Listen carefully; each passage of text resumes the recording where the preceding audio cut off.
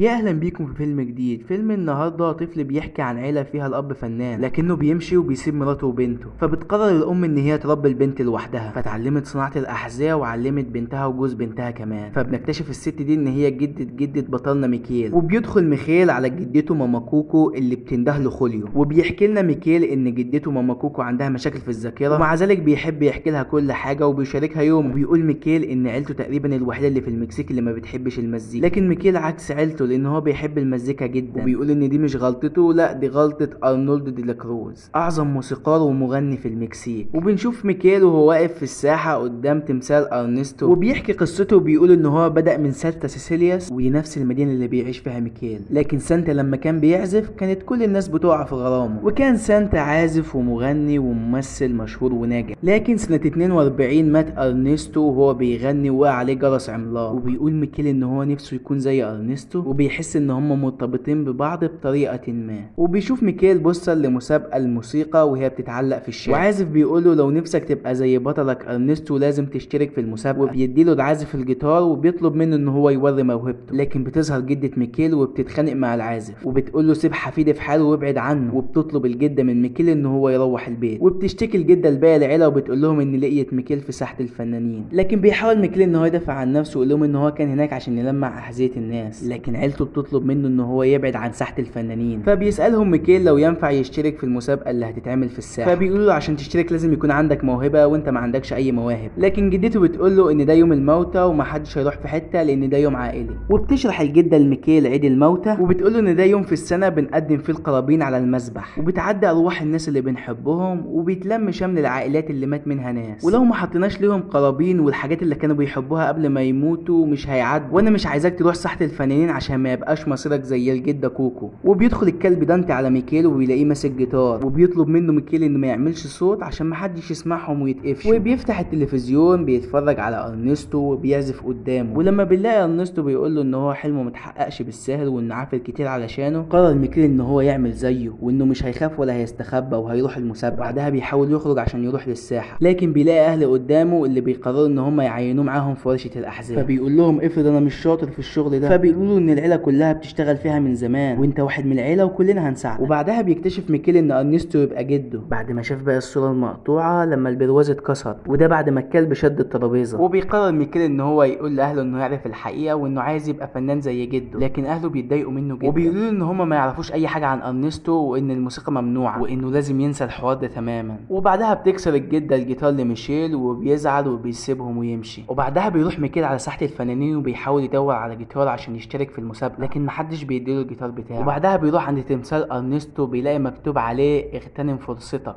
فبيقرر بعدها ان هو يروح يسرق جيتار جرنست. فبيروح على متحفه وبيكسر الازاز وبيدخل وياخد الجيتار ويعتذر لصوره ارنستو اللي موجوده على الحيط، لكن بعدها بيسمع اصوات الناس اللي اكتشفت السر، لكن لما بيدخلوا بيجري منهم ميكيل ويهرب بسرعه، فبيقع في حفره، ولما بيقوم بيلاقي نفسه في وسط الاموات، فبيتخض جدا ويعرف ان هو دخل عالم الاموات وان دول عيلته الميتين، فبياخدوه عيلته عشان يوروه عالم الاموات. فبيتفرج مايكل على الاموات وهم بيحاولوا يعدوا الجسر، وكل واحد لازم يثبت ان في حد من عيلته حط صوره على المسبح عشان يعرف يعدي. وبيدخل ميكيل مع عيلته عشان يعرف يعدي الجسر، وبيتفرج عليه الاموات بانبهار. وبيدخل ميكيل على جدته اميلدا وبيقول لها ان هو اخد صورتها من على المسبح وان دي كانت مجرد حادثه بسبب الكلب بتاعه. وبيطلب الموظف من ميكيل ان هو يجيب مباركه عيلته عشان الجده اميلدا تعدي الجسر وهو يعرف يرجع لحياته الطبيعيه. وبالفعل الجده اميلدا بتدي مباركتها لميكيل وبيرجع لحياته الطبيعيه عشان يلحق يحط صورتها على المسبح وتعرف تعدي. لكن ميكيل لما رجع قرر ان هو ياخد الجيتار ويروح الحفله، لكن بمجرد ما يمسك الجيتار بيرجع لعالم الاموات وبيتضايق وبيقول لجدته ان دي حياته ونفسه يعيشها زي ما هو عايز. ترفض بقى العيله ان هي تساعده وبتقول له جدته ان هي الوحيده اللي تقدر تساعده، فلازم يرضى بالشرط بتاعها وينسى المزيكا. فبيهرب ميكيل من عيلته عشان يدور على جده ارنستو وياخد منه مباركته، وبيطلب من واحد من الاموات ان هو يساعده يلاقي جده. وبتطلب الجده اميليا من مخلوق الليبيريا ان هو يشم ريحه الزهور اللي فيها ميكيل ويدور عليه، وبيوافق الهيكل العظمي ان هو يساعد ميكيل لكن بشرط لما يرجع عالم الاحياء يحط صورته على المسبح عشان يعرف يعدي الجسر. وبيقول له كمان ان ارنستو بينظم كل سنه احتفال في عيد الموت، وبيساله ميكيل لو معاه دساكل لدخول الحفله، بس الهيكل العظمي بيقول له لا لكن بعرف اروح المكان اللي بيتدرب فيه ارنستو. وبعدها بيقابل فريدا الرسامه المعروفه وبتاخد رايه في العرض بتاعها، وبيعرض عليها ميكيل لحن تضيفه للعرض. وبيعرف ميكيل من فريدا ان ارنستو بيظهر في اخر العرض، وبيعرف منها كمان ان ارنستو مش بيعمل تمارين اداء وانه مشغول بحفله في البرج بتاعه. وبيعرف وبيعرف مايكل من الفرقه الموسيقيه ان لو عايز يدخل حفله جده لازم يكسب مسابقه العزف في ساحه ديلاكروز، وبيروح مع الهيكل العظمي عند قريبه عشان يجيب جيتار يلعب عليه في المسابقه، وبيطلب قريب الهيكل العظمي ان هم يعزفوا حاجه ليه ده لو عايزين ياخدوا الجيتار، وبيعزف الهيكل العظمي لقريبه وبيختفي قريبه ويتفتت، وبيفهم ميكيل من قريبه ان اي حد من عالم الاموات لو ما حدش افتكره من عالم الاحياء بيتفتت، وده بيسموه الموت الاخير. وبيوصل ميكيل والهيكل العظمي للساحه وبتبدا المسابقه، وبيطلع ميكيل على المسرح وبتعجب بيه الناس جدا وهو بيغني، وفجاه بيظهر اهل ميكيل وبيهرب ميكيل، وبتجري وراه جدته وبتفهمه ان هي كانت بتحب الموسيقى وكانت بتغني مع جده قبل ما يخلفوا كوكو، وانها اضطرت تعمل تنازلات عشان العيله، فبيقول لها ميكيل ان العيله المفروض تبقى دعم وسند وبيسيبها وبيمشي، وبيوصل للحفله بتاعت جده ويفضل ينادي عليه لكن محدش بيسمع، فبياخد الجيتار ويقف على السلم ويقعد يغني، وبيسمعوا ارنستو ويساله انت الواد اللي جيت من ارض الاحياء، وبيستغرب ميكيل ان ارنستو يعرف، وبيرد عليه ارنستو بيقول له ان كل الناس بتتكلم عنه، وبيحكي له ميكيل الحكايه كلها، وبيفرح ارنستو بحفيده ويقدمه للناس، وبيسال ميكيل جده هل ندم انه فضل الموسيقى عن كل شيء حتى عيلته، وبيجاوبه جده وبيقول له ان الموضوع كان صعب لكن ما كانش فيه طريقه تانية عشان يقدر يحقق حلمه، وبيطلب ارنستو من ميكيل ان هو يكون ضيف شرف حفله الموتى، لكن ميكيل بيتاسف له وبيقول له انه لازم يرجع عالم الاحياء قبل الشروق، وبيوافق ارنستو وبيقرر ان هو يباركه، لكن بيدخل عليهم الهيكل العظمي، وبيعرف ميكيل ان الهيكل العظمي اسمه فيكتور وكان صديق ارنستو وهو اللي كتب الاغاني اللي نجحت، وبيعرف هيكتور بعدها ان ارنستو هو اللي حط له سم وموته لما قرر هيكتور يرجع بيتهم وما يكملش معاه رحله الغنى وهم صغيرين، وبيؤمر ارنستو رجالته ان هم يرموا هيكتور وميكيل في بير، وبيحكي هيكتور لميكيل انه كان عايز يرجع بلده ويعتذر لبنته كوكو ومراته، وقتها عرف ان هيكتور يبقى جده وان ارنستو سرق جيتاره واغانيه، وبتوصل الجده مع البيريه وبتاخد هيكتور وميكيل، وبيحكي ميكيل لإيميلدا حقيقه موضوع هيكتور وانه ما تخلاش عن العيله، وبيقرر ميكيل والباقي ان هم يروحوا ياخدوا الصوره من ارنستو قبل ما هيكتور يتعرض للموت الاخير ويختفي، وبتنجح إيميلدا ان هي تاخد الصوره وتلاقي نفسها على المسرح وبتغني وبيعزف لها هيكتور، وبياخد ميكيل الصوره من إيميلدا اللي بتديله مباركتها وبتقول له ما تنساش ابدا حب عيلتك، لكن بيظهر ارنستو واللي بيمنع ميكيل من الرجوع بالصوره عشان ما حدش يفتكر هيكتور، وبيسمع الجمهور كلام ارنستو وبيعرف الحقيقه كلها، وبيرجع ميكيل لعالم الاحياء وبيجري على الجده كوكو ويغني لها اغنيه اللي كان بيغنيها لها هيكتور زمان، وبتطلع الجده كوكو الجزء الناقص من صوره هيكتور وبتحطها على المسرح، وكمان صوره الجده كوكو اللي ماتت وقدر وقتها هيكتور يشوفها، وبيتحول بيت عائله هيكتور ريفيرا لمتحف عشان الناس تزوره، وبيحقق ميكيل حلمه ويبقى عازف جيتار ومغني ناجح. بس وبيخلص فيلم النهارده على كده. لو عجبك الفيلم متنساش تدعمنا بلايك وتشترك في القناه لو بتحب محتوى الافلام، ولو بتحب فئه افلام معينه يا ريت تنزل تشاركنا رايك تحت في التعليقات. انا كان معاكم عادل كامل من قناه كشك افلام، اشوفكم في فيلم جديد على نفس القناه. يلا